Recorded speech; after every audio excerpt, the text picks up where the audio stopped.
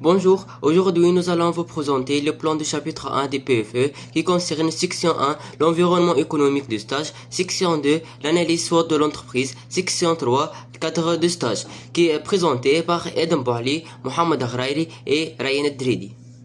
Salut tout le monde, je suis Mohamed Ghalayri. Je vais vous présenter avec vous la section et l'environnement économique du stage. Dans cette section, nous avons concentré sur 3 points essentiels: le secteur, l'historique, l'état de l'entreprise pour aujourd'hui.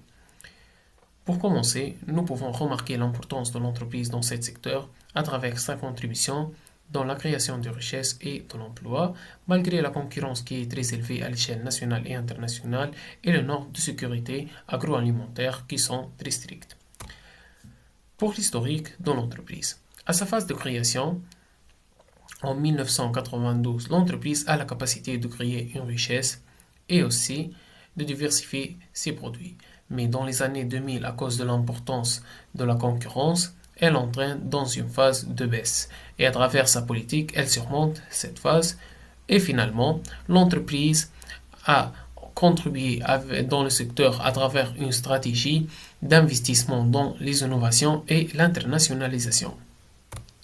Pour aujourd'hui, Delis a réalisé les chiffres d'affaires le plus élevés dans ce secteur. Elle est un leader dans ce marché. Et aujourd'hui, elle adopte une stratégie de développement pour diversifier son revenu à travers les exportations aux divers pays.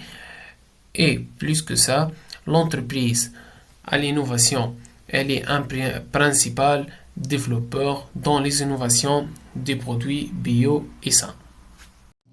Et maintenant, je m'appelle Eden Bouali. Je vais présenter l'analyse SWOT de Delis, les forces, les faiblesses, les opportunités et les menaces.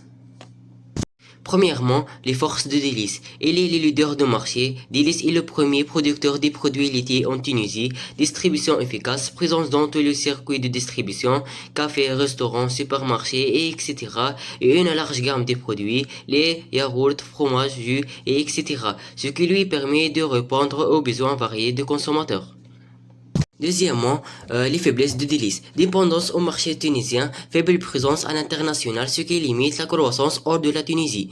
Concurrence accrue, multiplication des marques locales, réseau de distribution limité. La marque n'est pas disponible dans toutes les régions ou dans certains canaux de distribution, par exemple l'e-commerce en ligne. Troisièmement, les opportunités de Délice. Expansion à l'international, exporter vers d'autres marchés africains ou arabes, développement de nouveaux produits, produits bio sans lactose, algés pour répondre aux nouvelles tendances de consommation. Et finalement, digitalisation, vente en ligne et marketing digital.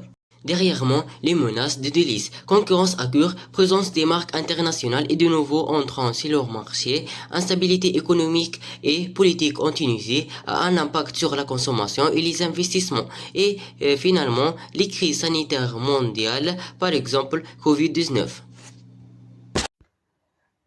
Salut, je m'appelle Ryan Dridi, je veux présenter avec vous le chapitre 3, le cadre de stage. On va concentrer sur 2 parties, département de l'entreprise et l'organigramme de l'entreprise. Pour le département de l'entreprise, il y a département production et qualité, la transformation du lait, la fabrication de produits laitiers, yaourt, fromage, jus, etc. Contrôle de la qualité des matières premières et des produits finis, département commercial et marketing développe des stratégies de vente et de distribution, met en place des campagnes publicitaires et de promotion. Il y a aussi département de recherche et développement, travaille sur l'innovation et de développement de nouveaux produits. Département ressources humaines, gérer le recrutement, la formation et le développement des employés. Département financier et comptabilité assure la gestion financière et le contrôle des coûts, élaborer le budget les prévisions financières. Pour l'organigramme de l'entreprise, Mohamed Medeb, président directeur général, Nadia Djileni Medeb, directrice générale depuis 2 juin 2022, Surine Abedi Medeb, Mohamed Ali Medeb, Ahmed Medeb, Saleh Eddin Lajmi, Boubakar Mehri, Mohamed Abdel Nader sont des administrateurs. Merci.